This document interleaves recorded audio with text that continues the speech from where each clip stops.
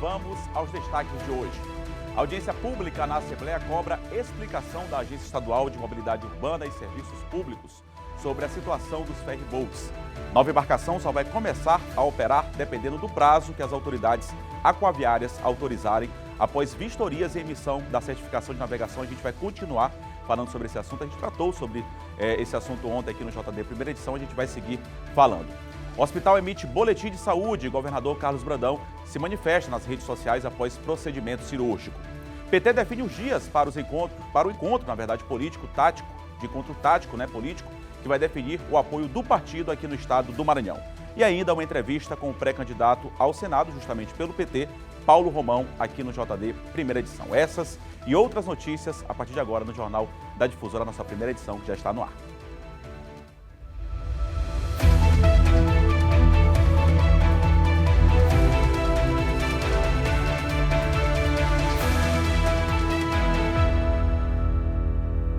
Muito bem, já estamos no ar, agora 1h16. Vamos juntos até as 2h15, pouco mais de 2h15, com a sua participação. Obrigado pelo carinho da audiência. Hoje comigo aqui, Geisael e Kate. Daqui a pouco a gente vai girar para falar sobre muitos assuntos. Você já sabe, os bastidores da política do poder. Você ficando muito bem informado e antecipando, inclusive, algumas pautas na área da política. Você já sabe aqui no JD Primeira Edição. A você que nos acompanha tanto pela TV quanto pelo rádio, interaja conosco. O DDD é o 98 99196 8622 99196 8622. Também já estou quase aprendendo o número aí, só de tanta gente receber mensagem e falar aqui. Obrigado, sua participação é muito importante, viu? Durante toda a nossa programação, não só no JD Primeira Edição, mas encaminhe sua denúncia, debata conosco, interaja com a gente, é super importante. A gente está aqui por conta de vocês que nos acompanham, no caso do JD Primeira Edição, tanto na TV quanto pelo rádio, tá ok? Obrigado aí pelo carinho da audiência.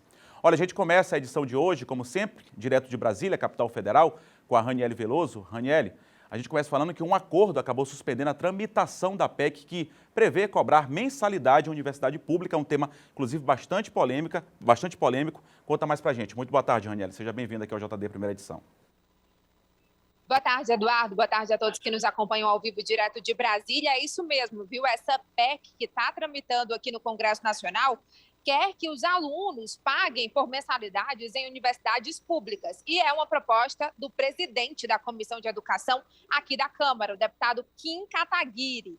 Ele foi o mesmo autor de um requerimento para hoje à tarde, às 2h, eles debaterem sobre esse tema na Comissão de Educação. Porém, Eduardo, ele tinha feito um acordo com a base do governo e oposição de não tratar mais sobre esse tema, sobretudo na Comissão de Constituição e Justiça, que é a comissão que tem que passar uma PEC. Mas não adiantou, parece que esse acordo está sendo burlado pelo Kim e o deputado Rubens Pereira, do PT do Maranhão, que participou também da costura desse acordo, se manifestou e disse que essa audiência de hoje na Comissão de Educação é inócua. Vamos escutar. A PEC é muito ruim porque ela institui a cobrança nas universidades públicas. Ao nosso modo de ver, essa é a porta de entrada para a privatização. Nós queremos uma universidade pública de qualidade e acessível para todos, não colocando vários tipos de restrição. Por isso que quando a PEC 206 entrou na CCJ, nós fizemos uma grande obstrução. E lá houve um acordo político. Qual é o acordo? Tirar a PEC de pauta.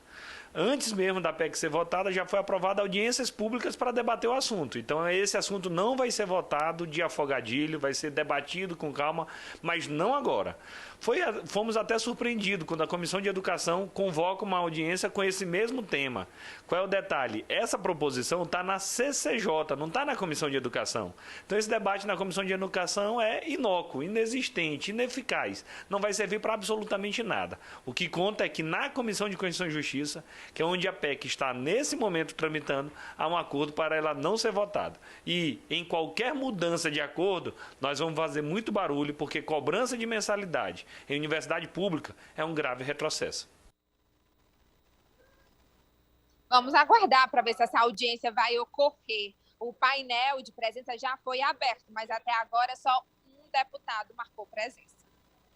Tá certo, Ranieri vai seguir atualizando sobre essa informação que é super importante, até um contrassenso, né? Imagina uma universidade pública, você tem que pagar mensalidade. Chegar num hospital público, tem que pagar uma consulta. Chegar em uma escola pública, tem que pagar mensalidade também. É um contrassenso, né? Mas a Ranieri vai seguir aí acompanhando e trazendo mais informações a respeito deste assunto. Ranieri, outro assunto importante aí de Brasília que você traz pra gente é que o STF está tentando acordo com governadores sobre a questão do ICMS, é isso? É isso. Só complementando o seu raciocínio, sem contar, Eduardo, que é a gente que paga os impostos. Então, é público, mas com dinheiro do nosso bolso. Bom, é isso, viu? Acabou agora há pouco no Supremo Tribunal Federal essa audiência que teria de conciliação entre os estados e a União. A União entrou com uma ação no Supremo Tribunal Federal reclamando que os estados não estavam cumprindo a lei que foi aprovada em março aqui no Congresso Nacional de colocar apenas uma alíquota durante a fase de produção sobre o diesel. E os estados, claro, eles recorreram, acharam ruim o que a União estava reclamando e hoje eles se sentaram na mesma mesa, representantes dos estados, que são secretários de Fazenda, inclusive o secretário de Fazenda do Maranhão estava presente, e também os representantes da União, por meio do advogado-geral da União. E eles decidiram que até o dia 14 desse mês vão apresentar propostas para solucionar esse problema, esse impasse. Mas até agora, os representantes dos estados concordaram que eles devem calcular ali uma alíquota para ser cobrada em apenas uma fase, ou seja, monofasia, e que seja uma alíquota por litro do valor do diesel S10, que é o mais cobrado, mais consumido em todo o país. Eduardo, desculpa.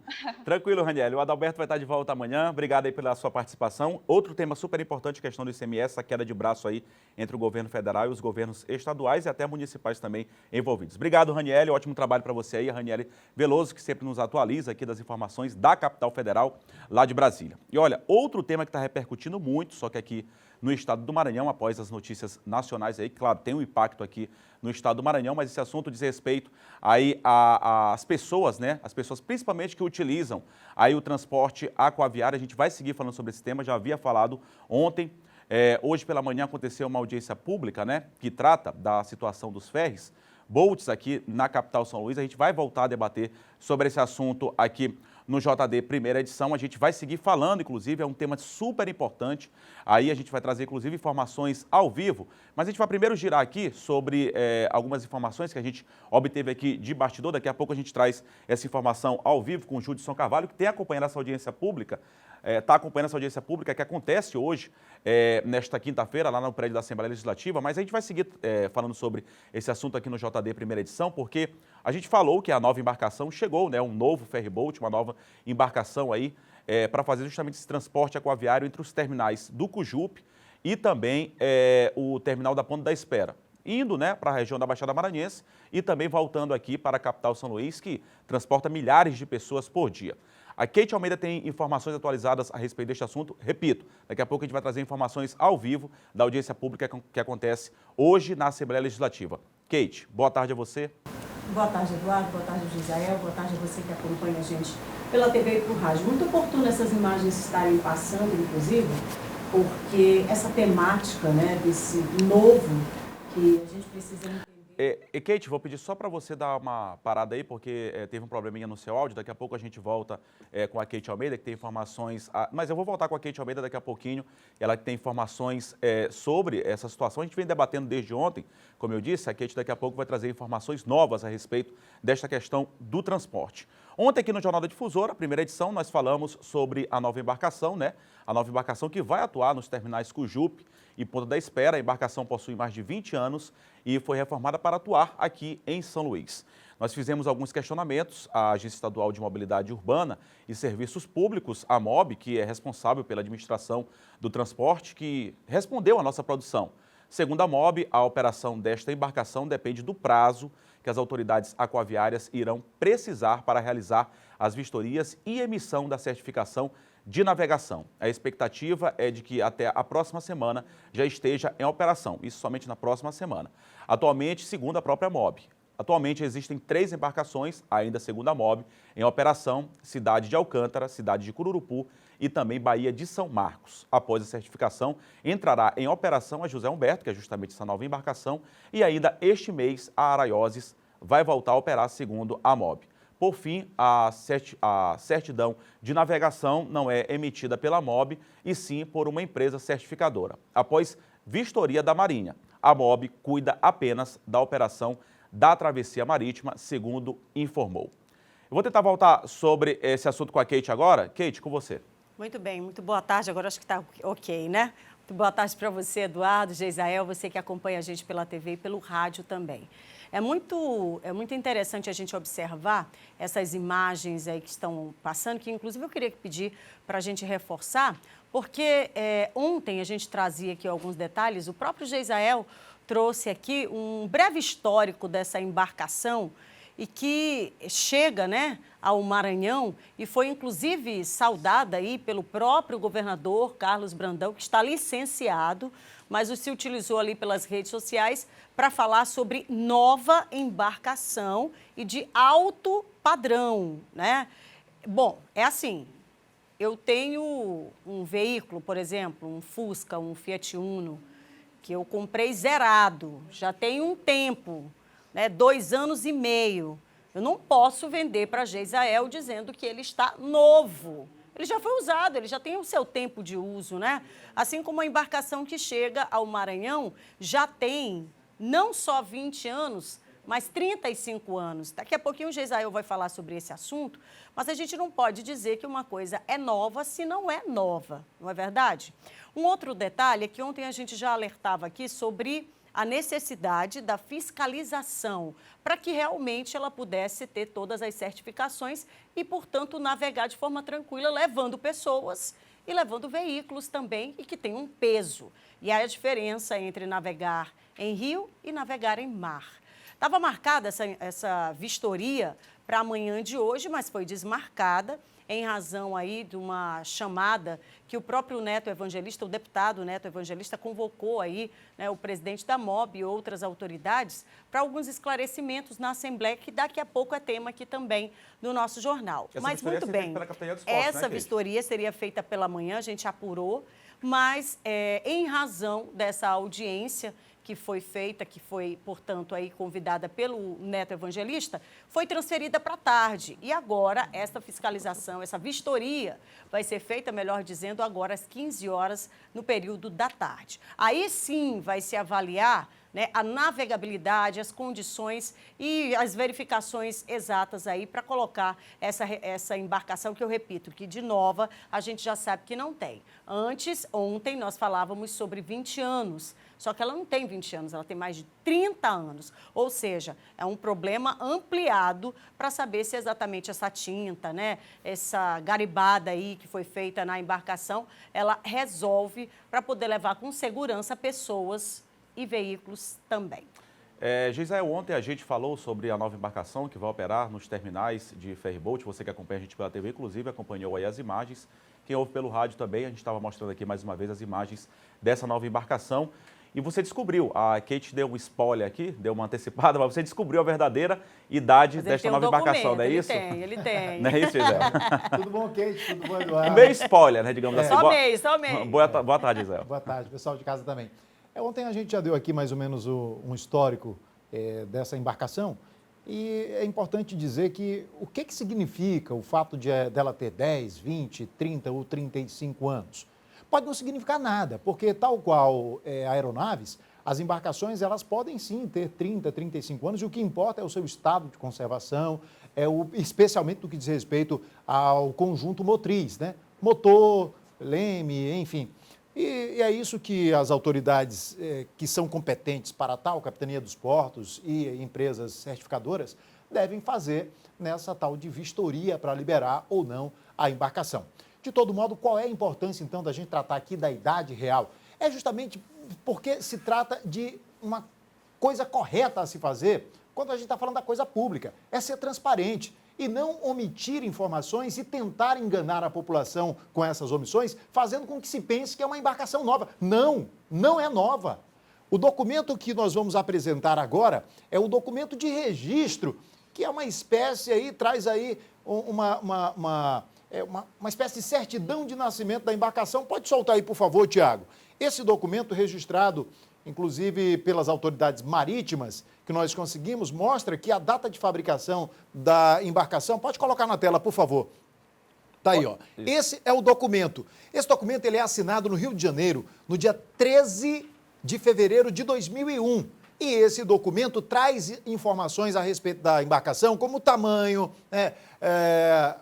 o fabricante, o local de fabricação. E a gente vê aí no detalhe... Ó, as características em geral dela. Né? O ano de fabricação, 1987, fabricada pela Istaman, que é a Estaleiros Manaus, construída em aço, tem um calado de 1,87, 60 metros de comprimento e pertence, conforme nós já adiantamos aqui, a Reicon, uma empresa fundada em 1972 e, portanto, mais uma vez eu digo, qual é a importância disso? É a gente trazer à luz informações que são omitidas pelas autoridades, porque isso pode sim, não necessariamente, mas pode sim representar algum tipo de risco no caso de uma embarcação com um tempo tão antigo, se ela não tiver de fato passado por uma readequação, por um trabalho que de fato verdadeiramente que coloque ela para transitar em segurança, então a gente está diante apenas de uma maquiagem feita. Eu espero que não seja, porque eu torço muito para que essa embarcação esteja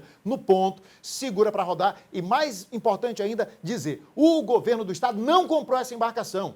Estão tentando passar essa informação. É mentira, não houve aquisição. Conversei diretamente com a empresa ontem, a Reicon. Essa embarcação está cedida, não sei a que modo, se arrendada, se alugada, para a Serviporto. Inclusive, informação que já foi até negada. Ah, não é a Serviporto? É sim. Eu estou dizendo, baseado na informação que eu tenho da Reicon, que é a empresa que é dona da embarcação. A dona da embarcação é a Reicon. E outro detalhe importante, viu, Geisael, da mesma Serviporto que você cita, das 4 embarcações da Serviporto, apenas duas estão funcionando. E claro que a gente torce aqui para que a população, afinal de contas, a gente faz uso dessas embarcações, né? Hoje, as filas do ferry, elas são do lado de fora do terminal da Ponta da Espera.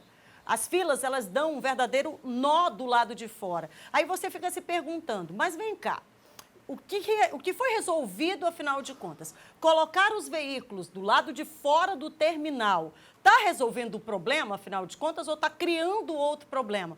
Porque qualquer pessoa pode ir passear por lá, por exemplo, não precisa nem ir para a fila. Vai lá só dar uma olhada, você vai ver o caos que se formou. Não tem banheiro, não tem nenhuma estrutura montada para as pessoas que ficam esperando, ou seja, se criou por lá um lixão, aliás, mais um, né? Porque, obviamente, as pessoas vão fazer o quê? Se lá não tem estrutura. A estrutura é dentro do terminal. Dentro do terminal, você tem lanchonete, você tem banheiro, você tem um restaurante. Agora, fora não se tem nada disso. E aí, tirar as pessoas, pedestres, veículos, de dentro do terminal e colocar fora, inclusive com risco de segurança, é a solução? Obviamente que não. Se um ferry chega, né? Mesmo que não seja novo, e não é novo, né? E vendê-lo como novo não é também o correto. E eu vou repetir, eu já falei isso várias vezes aqui. O governo do estado tem que parar com algo que parece que já está sendo naturalizado, dos problemas acontecerem e das informações oficiais elas não serem colocadas. Tem que acabar com isso. O Estado ele precisa fornecer a informação oficial. Os maranhenses eles têm direito de saber a realidade sobre todos os fatos, mesmo que eles sejam sensíveis, muito embora eles sejam complicados de se discutir, mas é necessário que os maranhenses tenham ciência do que está acontecendo. A exemplo de um ferry como esse. Já imaginou, Geisael, Eduardo Ericeira, você que está em casa acompanhando a gente ou no rádio? A gente já sabe ou já foi vítima de alguns episódios no meio do mar, gente. Ferry ficando parando, deriva, quebrando, né? A deriva, pegando fogo, entrando água. Que Deus o livre, acontece um negócio mais grave ainda. De quem vai ser a responsabilidade disso? Nós estamos falando aqui, gente, de vidas. É uma travessia que demora, em média, 1h30. Quantas coisas não podem acontecer em alto mar em 1h30? Criança, idoso, volto a falar, é peso, é vento. Existe uma especificidade no mar. Então, é diferente de Rio. Mas, enfim, isso aí é um assunto que eu não sou técnica nisso, a gente imagina as situações, assim como você que precisa do serviço também, e o que a gente precisa é da informação oficial. Ele está apto para fazer a passagem, o trajeto, ele está apto, isso é oficial, quem vai assinar?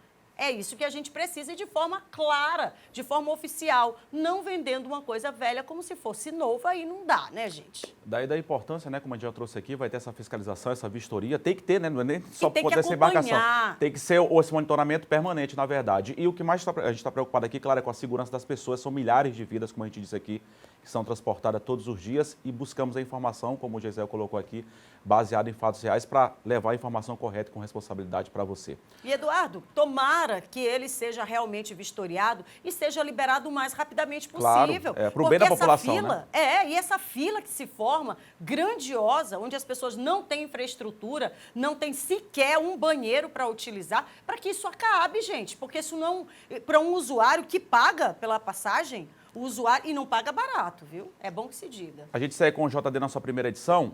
Daqui a pouco, se der tempo, a gente volta a tratar desse assunto aqui no JD.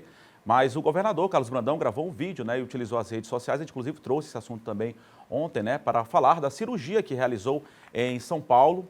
Foi no mês de maio ainda, já está no mês de junho. Foi a primeira manifestação pública do governador depois do pedido de licença para tratar da saúde. Vamos acompanhar.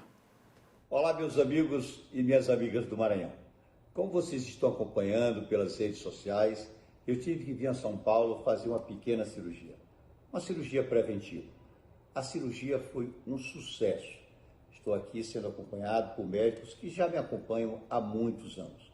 Portanto, cumprindo agora o protocolo, o pós-operatório, que é um pouquinho chato e demorado. Mas em breve estou aí com vocês. Mesmo assim, estou acompanhando tudo aqui pela internet, pelo telefone. Ontem mesmo, fiz uma reunião com todos os secretários, pudemos colocar muita coisa em dia. Portanto, estou acompanhando de perto, fazendo o que eu mais gosto, gestão e política.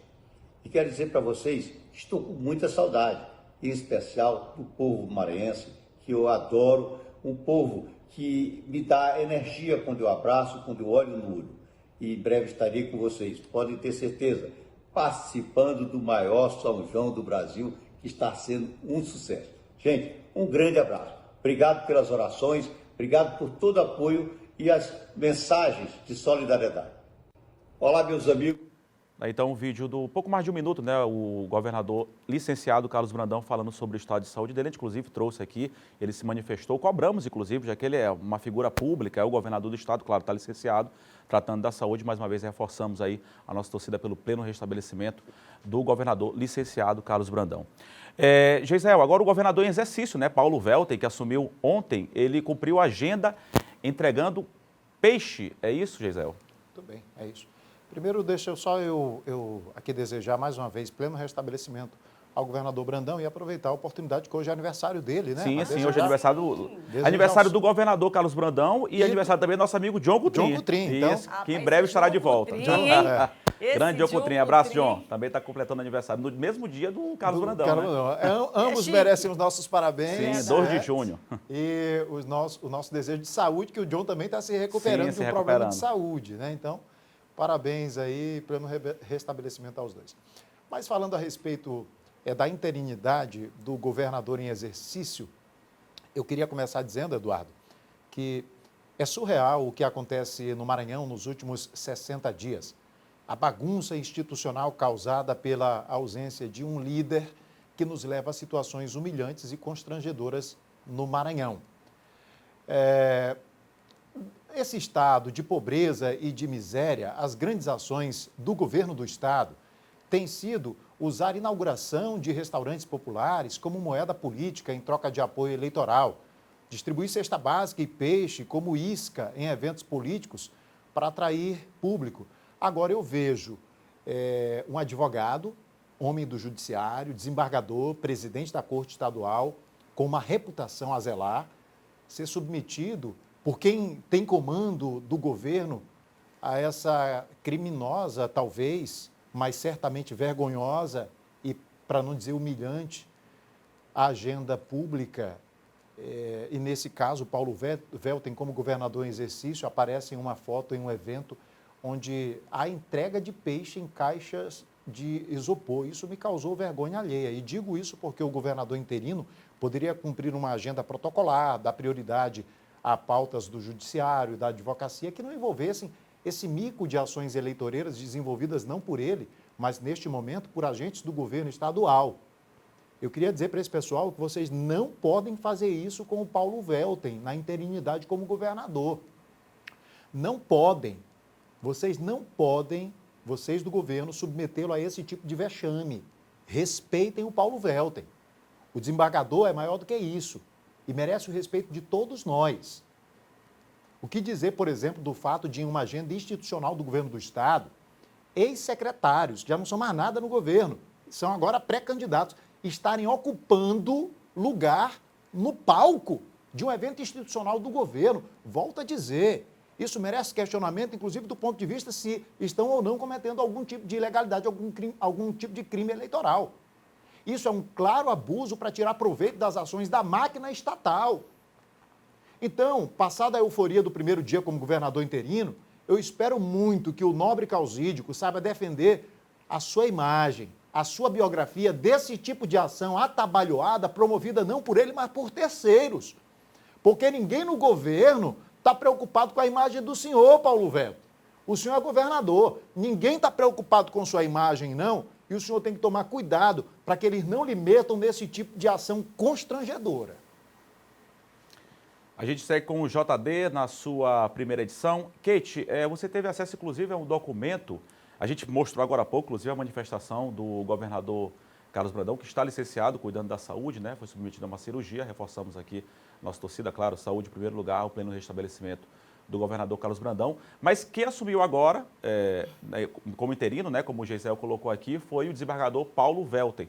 Você teve acesso a um documento assinado aí, pelo menos de comparecimento, enfim, pelo governador Carlos Brandão. Ele está licenciado, né, se recuperando a saúde, mas como é que pode? O documento foi colocado pelo governador Carlos Brandão, que está licenciado, na verdade, quando deveria ser o Paulo Welten. Explica essa história para a gente, Kate. Na verdade, é tudo muito confuso, viu, Eduardo? É por isso que eu falei, tá uma atabalhoada aí, cara, é um negócio esquisito. Confuso, é tudo tão confuso. É porque o governador desse momento é o Paulo Welten, né? Lógico, mas você quer ver o que é mais confuso ainda? Começa a confusão quando o governador, ele se ausenta, não tirou licença, porque o próprio disse que faria uma cirurgia que não seria de urgência. Poderia até esperar, mas ainda assim, em razão de um zelo, né? Uma atenção maior, foi fazer a cirurgia. Ok. 15 dias depois, somente 15 dias depois, a comunicação oficial do governo do estado divulga o boletim médico. Um boletim, gente, que até qualquer pessoa poderia pedir, olha, me dá o boletim, né? Mas a comunicação oficial do governo divulga um boletim que foi assinado no dia 31 de maio, mas ele só é liberado, né, para ampla mídia, imprensa, para os maranhenses, um dia depois, dia 1º. O que explica isso, gente? Você começa a pensar e cogitar possibilidades sem até tê-las, né? Tá aí o governador, que bom, está se recuperando, mas precisa isso? Uma comunicação oficial demorar mais de 24 horas, depois de 15 dias, para dizer como é que o chefe do estado está? Pelo amor de Deus, os maranhenses precisam saber que comando tem o Maranhão hoje, que você está vendo aí, dia a dia, absolutamente sem nenhum. Você quer ver uma outra coisa? Como é confuso? O governador está licenciado. Governador licenciado, ele não pode estar em nenhum ato, assinar nenhum ato, muito menos falar em ato. Aí tem um convite oficial, onde é assinado o governador Carlos Brandão. Não Poxa, mas ele não está licenciado. Mas é isso que a gente fica se perguntando. Tá aí, ó. Governo do Estado do Maranhão, para as pessoas que estão no rádio acompanhando a gente. O senhor Carlos Brandão, governador do Estado, convida para assinatura de ordem de serviço no âmbito do programa Mais Asfalto e anuncia benefícios no dia 2 de junho. 2 de junho é hoje, né? quinta-feira. Em 4 municípios. Nos municípios. Detalhe, essa ordem de serviço deve ser assinada pelo Paulo Welten, né? Sim, ou então por algum membro do governo, já que mas veja, governador que está no cargo é o desembargador Paulo Welten. Quem convida é ele, não é o Carlos Brandão. O Carlos Brandão está licenciado. Aí vai lá, Bacabal, Alto Alegre do Maranhão, Coroatá e Codó. Pelo amor de Deus, gente, que confusão é essa? O governador está licenciado. Hoje, quem assina e quem responde pelo governo do Maranhão é o desembargador Paulo Welten. Então, causa uma confusão na cabeça dos maranhenses que ficam, inclusive, se perguntando, então, quantos governadores? Então, ele está licenciado, ele não está licenciado? Quem que assume? E é vergonhoso, né? Causa um constrangimento, inclusive, para o próprio desembargador que está no cargo. Fica parecendo que ele está fazendo o quê, afinal de contas? Só ocupando uma cadeira para absolutamente nada? Pelo amor de Deus, tem um valor, né? Respeitem o Paulo Welten. Respeitem. Até porque ele tem uma história, né? Tem uma biografia. Uma biografia. Respeitem não o está simplesmente sentando numa cadeira, né? Eu acho que falta respeito enquanto ele estiver licenciado e é importante que se diga. Qualquer homem público licenciado não pode assinar, não pode falar e não pode fazer. Por quê? Porque está licenciado e isso é óbvio, né? A gente tem que respeitar também agora o tempo, viu, pessoal? Daqui a pouquinho a gente volta aqui, eu, Geisel, Kate, debate super importante que você acompanha sempre, todos os dias, de segunda a sexta-feira, nessa nossa resenha, os bastidores da política. Daqui a pouquinho a gente volta com mais informações aqui no Jornal da Difusora, na sua primeira edição. Fica conosco, a gente volta já já.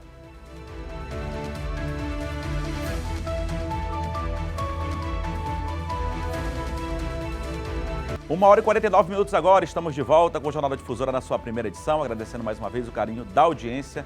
Para você que nos acompanha tanto aqui pela TV Difusora quanto pela Rádio Difusora FM em todo o estado do Maranhão, nossa audiência é grandiosa. Obrigado aí pelo carinho da sua audiência. Olha, a Secretaria de Educação intensificou a vacinação infantil contra a influenza e o sarampo lá no município de Caxias. Quem traz informações ao vivo aqui para a gente é o José Carlos, que já está aqui conosco. José Carlos, muito boa tarde a você.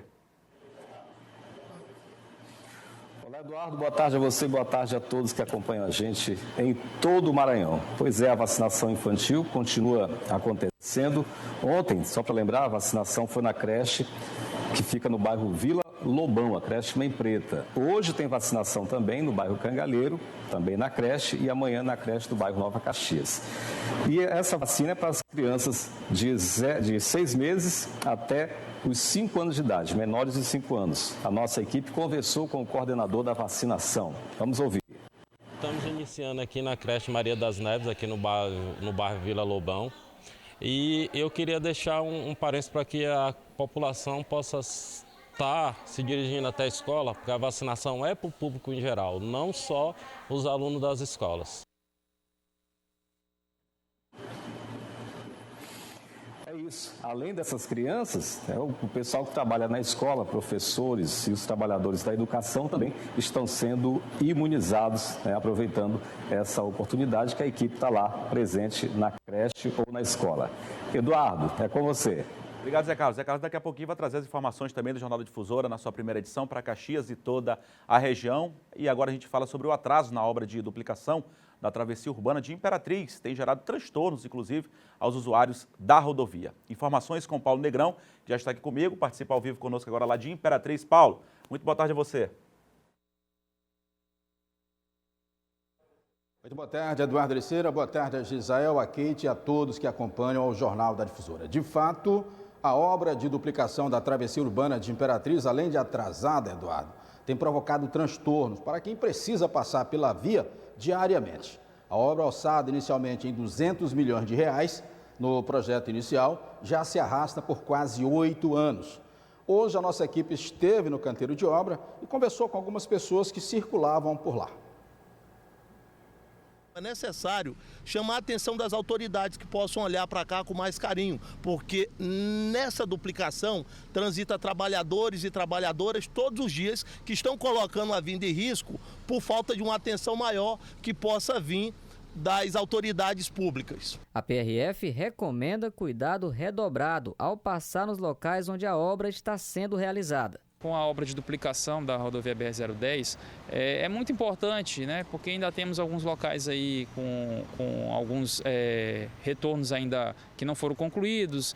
Então é importante que a população siga a sinalização indicada pela obra, né? E não faça retornos em locais que não estão adequados. Às vezes não estão tá com uma diferença entre o retorno e a via, isso aí pode causar um acidente. Então é muito importante obedecer essa sinalização e utilizar somente a parte da via que está liberada.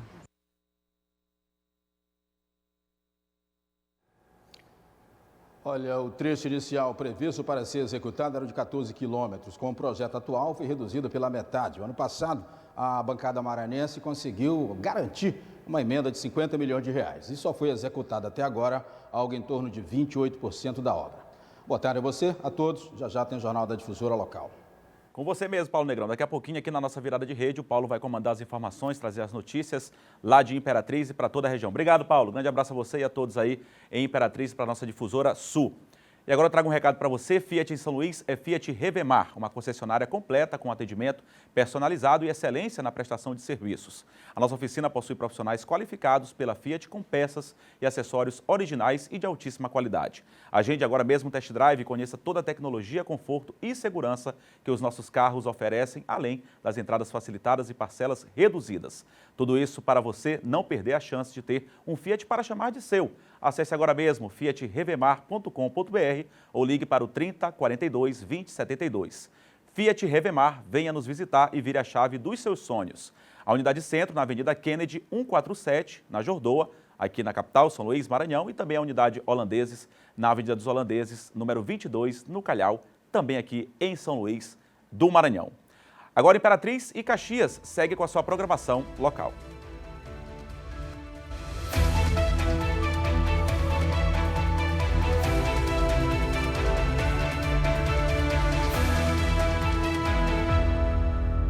A gente segue aqui, Imperatriz e Caxias, e segue no rádio para todo o estado do Maranhão e na TV para o restante do estado. Imperatriz e Caxias segue com a sua programação local. Aqui a gente tem dois recadinhos rapidinho, Kate? Rápido, bem rápido. Ricardo Azevedo e Edson, eles estão viajando para Campestre, região Tocantina. Pessoal no rádio participando aqui com a gente. E tem ainda mais um alô especial que eu quero mandar para a dona Marlene Machado. Está na Jordoa e está sempre acompanhando a gente também. Um beijo carinhoso para a senhora. Obrigado, pessoal que nos acompanha tanto pela TV quanto pelo rádio. Aqui no Jornal da Difusora agora tem os destaques dos municípios em foco com Jéssica Lima.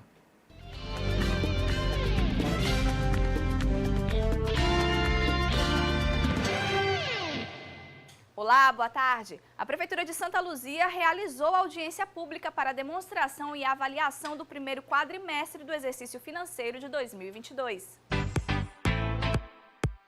Foi realizado na última terça-feira, na Câmara de Vereadores, a audiência pública para demonstração e avaliação das metas fiscais do primeiro quadrimestre do exercício financeiro de 2022. O evento contou com a participação de secretários municipais, vereadores e membros da sociedade civil. Além disso, foi transmitido pelas redes sociais oficiais da Prefeitura. O objetivo é avaliar o cumprimento das metas fiscais de todos os quadrimestres, né, durante o ano.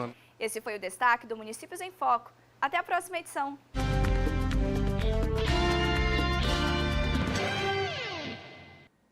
Valeu, Jéssica. E a gente vai parar um rápido intervalo mais uma vez e a gente volta falando sobre o encontro de tática do PT e tem também uma entrevista com um pré-candidato ao Senado pelo Partido dos Trabalhadores. Claro, isso aí tudo vai ser definido ainda. A gente vai bater um papo no próximo bloco com o Paulo Romão, como eu disse, que é pré-candidato ao Senado pelo PT.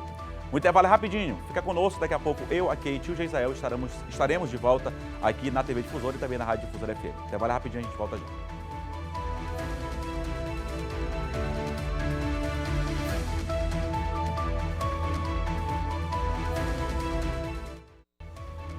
Estamos de volta com o JD primeira edição e é tempo de celebração e o nosso São João das Tradições já tem data e hora marcada. Nos dias 4, 11, 18 e 25 de junho, a partir das 19h20, aqui na telinha da TV Difusora, vai ter celebração, cultura, música, as melhores comidas típicas e, claro, a cobertura do São João em todo o estado.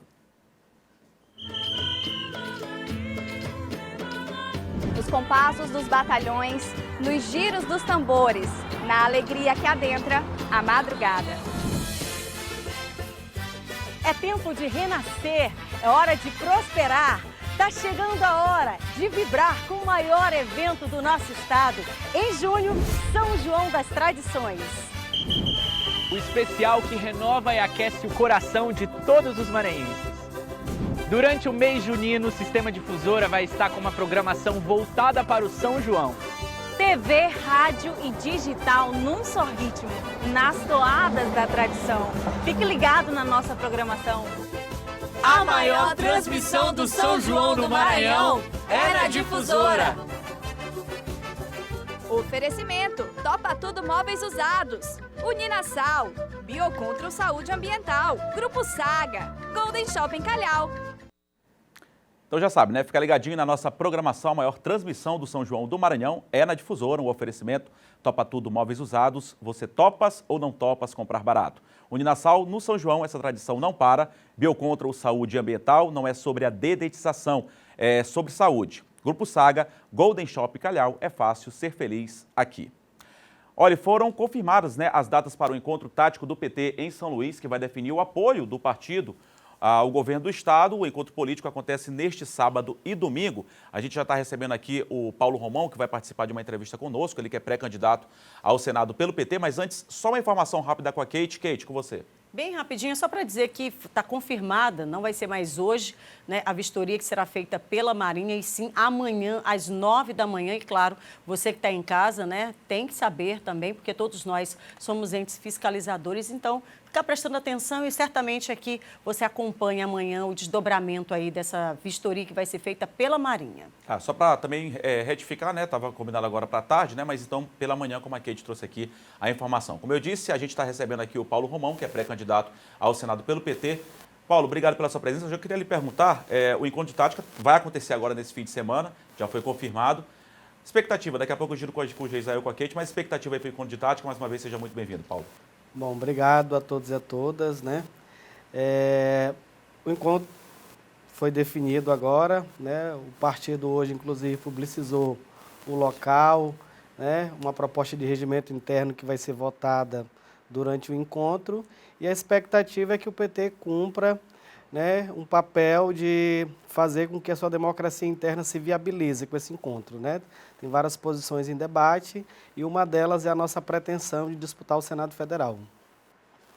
Kate. Muito boa tarde, Paulo. Seja muito bem-vindo aqui com a gente. A gente tem, inclusive, falado bastante aí sobre alguns comportamentos, né, dentro do Partido dos Trabalhadores, que, na verdade, hoje a gente observa o PT fazendo jus a essa palavra, partido, né? Você, né, integrante, como é que você avalia hoje esse cenário do PT, esse tempo, né, que o partido vive hoje? E eu já engato te perguntando se hoje é mais difícil, né, você conseguir essa aprovação dentro do partido ou nas urnas. Olha, eu acredito que buscar a aprovação do PT nesse momento seja a tarefa mais difícil. Por quê? Porque é um partido democrático. E se é democrático, todo mundo disputa, inclusive o governo. Então, assim, nós estamos debatendo há 3 anos essa pretensão. A direção partidária se nega a fazer o debate. Infelizmente, o nosso partido hoje vai para o encontro sem maiores informações. A militância não consegue se perceber no processo, porque tudo foi feito no muito segredo, tudo feito às coxas, sem dar tempo para o debate. Então, assim, hoje o partido, infelizmente, não respira normalidade democrática. E é ruim, né? Um partido como a tradição do PT ficar submetido ao que o governo estabelece, sem possibilitar que a sua militância possa debater os rumos do partido. Em que pese isso, eu acredito que o partido dá uma contribuição muito grande à sociedade ao visibilizar o debate interno, seu debate interno. Então, assim, você sabe que os partidos organizam as eleições no Brasil, e se todo partido fizesse o que o PT faz, né, eu acredito que para o regime democrático, né, seja muito melhor. Gisele. Paulo, são 2 questões hoje que eu acho que são mais sensíveis no que diz respeito a essa discussão dentro do PT do Maranhão. Com relação ao vice, que entra aí a questão do Felipe Camarão, que há uma corrente dentro do partido que diz que foi colocado pelo governador Flávio Dino para atender a seus interesses, não seria uma candidatura raiz. E, por outro lado, tem o deputado estadual Zé Inácio, né, com uma corrente do PT defendendo o seu nome.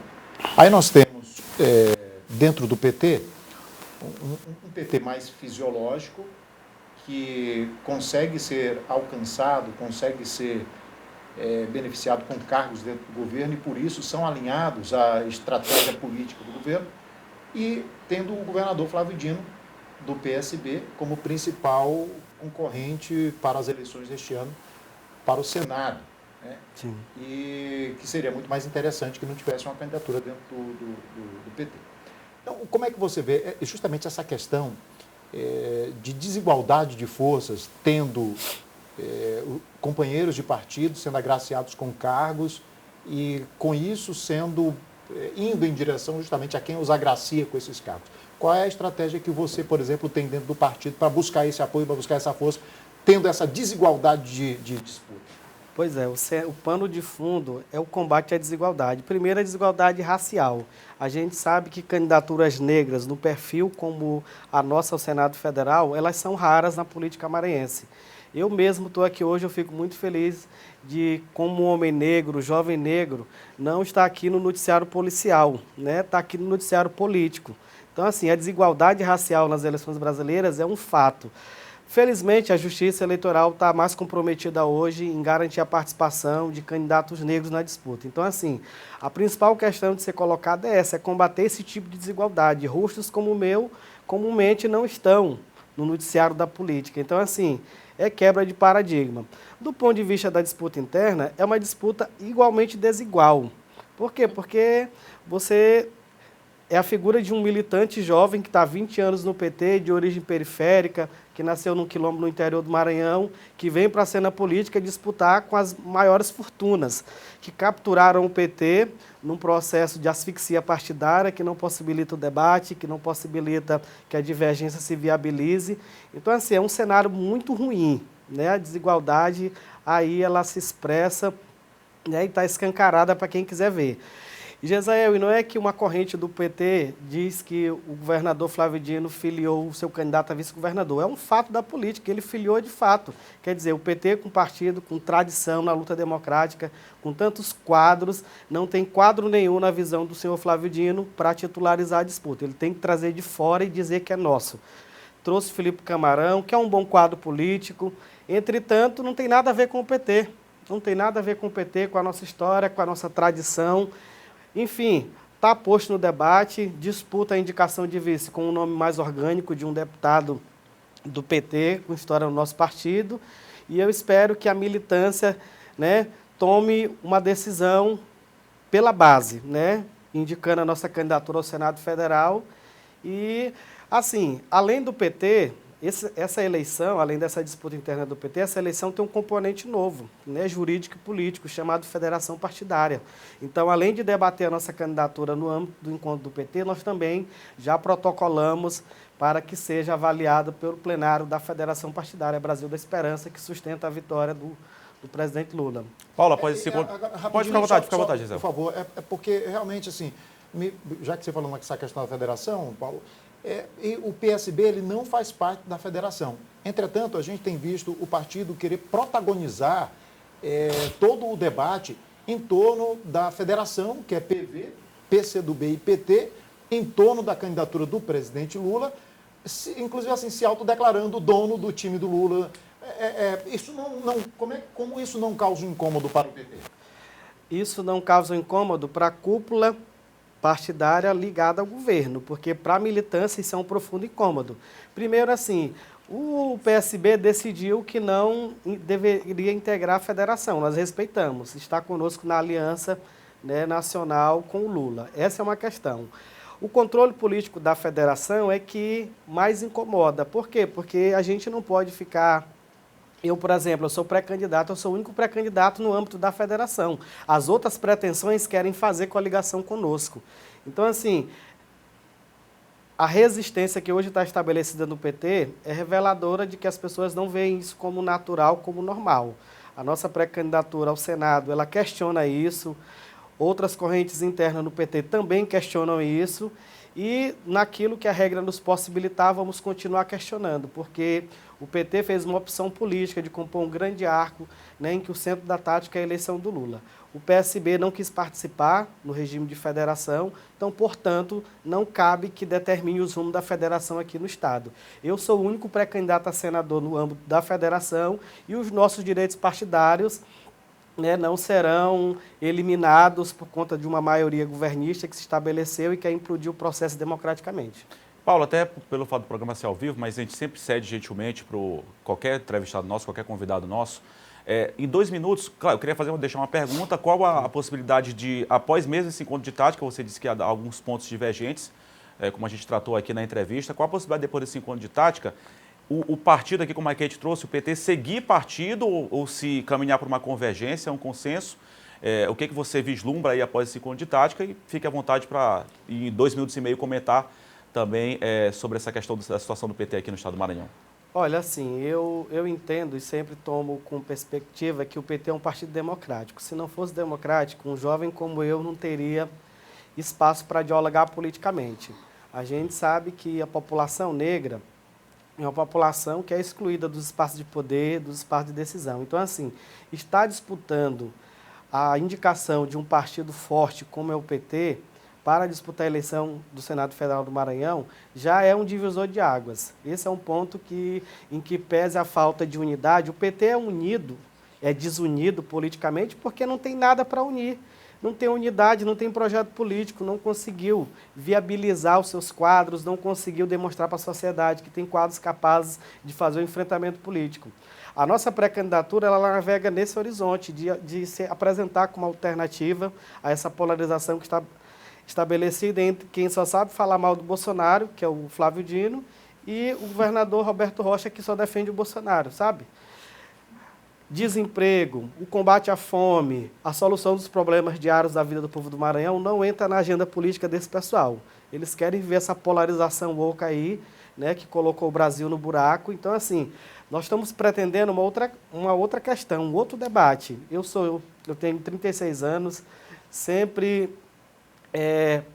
nunca fui candidato a nada, né? A primeira vez que eu me candidato a um cargo eletivo, fico muito feliz com a receptividade de milhares de maranhenses que, nas pesquisas em que eles colocaram o nosso nome, sinalizaram, né, com muita simpatia, fico muito feliz. Quero dizer que a nossa luta, ela segue agora no encontro do PT, em seguida nós vamos debater na federação e no horizonte que a legislação eleitoral permitir, nós vamos buscar sim o direito de representar o PT nessa disputa. Hoje, nas condições políticas atuais, eu sou o único pré-candidato a senador no âmbito da federação. Agora, é claro que há outras possibilidades aí que estão postas no debate e nós vamos aqui firmemente defender a nossa posição. Obrigado pela sua participação, Paulo Romão, gentilmente esteve aqui com a gente no Jornal da Difusora, primeira edição. E a gente falava anteriormente que a gente voltava com esse assunto sobre a questão da situação do ferry boat, né, do transporte aquaviário. A gente tem mais informações e coloca para você aqui agora. Boa tarde a todos. Desde cedo a gente acompanha aqui essa sessão, uma sessão que começou logo mais às 12 horas. A movimentação continua. No momento, o presidente da MOB está sendo interrogado pelos deputados. Inclusive, um dos primeiros deputados a interrogar ele foi o deputado Neto Evangelista. Deputado, a sessão está ocorrendo. O que você já viu até o momento? O que dá para dizer dessa sessão em relação ao posicionamento do presidente da MOB? Olha, primeiro ele justificou que está apenas há 50 dias no cargo. Nós já sabíamos disso, mas resolvemos assim mesmo convidá-lo, porque, afinal de contas, a administração ela é impessoal, né? Então, o atual gestor ele tem que responder, obviamente, pelos atos que aconteceram também enquanto chefe daquele órgão. Mas o que nós estamos entendendo até agora aqui, por tudo que foi explanado, é que há, obviamente, uma tentativa da MOB, na minha ótica, errônea, na intervenção do Estado num serviço de travessia marítima, onde o Estado não tem a expertise de tocar esse tipo de serviço, e o resultado é a paralisação dos ferryboats da empresa Serviporto, e a única justificativa, a única solução que eles estão conseguindo trazer é de abrir um novo processo licitatório e fazer, enquanto esse processo licitatório não acontece, continuar com este contrato precário com a intervenção do Estado, onde prometeram em 30 dias entregar um ferry que está em manutenção, em 90 dias entregar outro, e o outro ferry da Serviporto que eles não souberam dar ainda um prazo. Ou seja, a população ainda não vai ter o serviço de volta. Sobre uma embarcação anunciada pelo governo, eu conversei com a promotora Lítia Cavalcante, ela que é do Ministério Público, ela disse que a embarcação tem mais de 50 anos. Está prevista alguma inspeção? Eu vi que a Marinha também está aqui presente nessa embarcação para saber se realmente ela tem condições de navegabilidade? Isso, está marcado amanhã para as 9 horas, a Capitania dos Portos vai fazer a vistoria desta balsa, desse ferryboat. Afinal de contas, era um ferryboat que estava trafegando, fazendo o seu tráfego fluvial, né, transporte fluvial em rios, e talvez não seja adequado para rodar no mar, aqui para fazer essa travessia nossa aqui. Portanto, a gente segue acompanhando aqui essa sessão, só lembrando que o chefe do Ministério Público aqui no Maranhão, o Eduardo Nicolau, disse agora há pouco aqui na sessão que a embarcação, o Ministério Público vai acompanhar essa nova embarcação, começará a circular depois que os laudos apontarem as reais condições. De fato, poderá ou não fazer essa travessia daqui para os municípios da Baixada Maranhense. Só lembrando, o serviço de ferryboat do Maranhão, aqui nessa região, atende mais de 43 municípios da região da Baixada Maranhense e, portanto, a gente segue aqui acompanhando o resultado dessa sessão de hoje, uma sessão especial convocada pelo deputado estadual Neto Evangelista. Tem as informações do Judson Carvalho. Claro, a gente vai seguir acompanhando essa situação aqui na programação. A Kate trouxe agora há pouco a informação que vai acontecer, inclusive, uma vistoria que estava prevista para acontecer hoje pela manhã, mudou para hoje à tarde e agora se foi confirmada para amanhã pela manhã. Claro, a segurança em primeiro lugar.